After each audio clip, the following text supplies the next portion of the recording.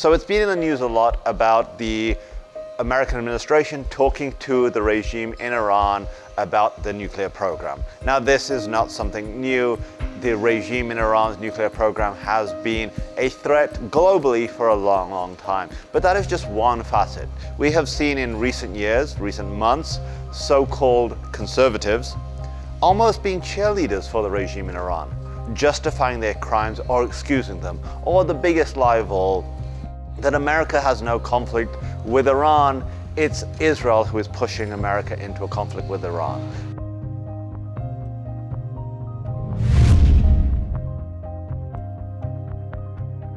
Now, firstly, let it be noted, one of the biggest lies that has spread, and no, it goes unchecked, is that America went to war with Saddam Hussein's Iraq at Israel's urging.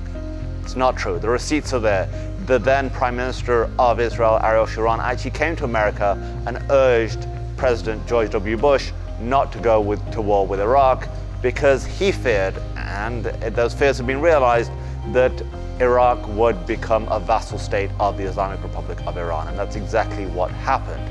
Given the complexities of the Middle East, especially the Sunni-Shia divide, Iraq was a primarily Shia state ruled over by Sunni Saddam Hussein.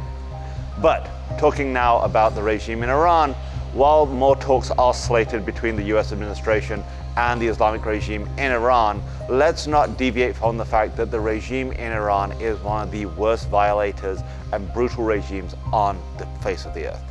I've remarked many times that the courage of the Iranian people is absolutely unfathomable. While we have people in the United States and the free world who use those freedoms to spread hatred, spread bigotry from the comfort of their own homes, they will share something on social media and feel like they've changed the world, even if it is lies that they're spreading. The people of Iran have been brutalized. Tens of thousands have been murdered in the last few weeks, yet they continue to come to the streets to protest an end to the evil regime that has occupied them since 1979. Now, in terms of the talks with the regime in Iran, they are focusing primarily on the nuclear weapons. Coming back to the point I made earlier, when people say, no, this isn't about America and Iran. Nobody in America wants war with Iran. I mean, nobody in America wants war, period. But this is not about Israel. When the Iranian regime was chanting death to America, it wasn't because of Israel. When the regime in Iran was helping Hezbollah to murder Americans and kill the largest number of American Marines since the Battle of Iwo Jima in Lebanon, that wasn't because of Israel. So if people are choosing to lie and obscure the truth because they want to demonize Israel and somehow prop up a regime which continues to murder its own people, that strips their people of human rights, it's a really bizarre thing to do, and we have to ask what their agenda is. At the end of the day, the regime in Iran has caused more bloodshed than almost any current regime on planet Earth. Even the recent terror attacks in Pakistan by an offshoot of ISIS, they referenced the fact that Pakistan's Shia population was a reservoir of fighters for the Shia forces in Syria that Iran mobilized. Again, Iran's fingerprints, its influence, its deep entrenched belief of spreading its ideology globally are leading to murders, killing, and terror all over the world, from Europe to South Asia. So regardless of how these talks pan out, regardless of what the future holds, we can't forget that this regime is evil. We can't forget the crimes of this regime against citizens of the world and primarily against its own people.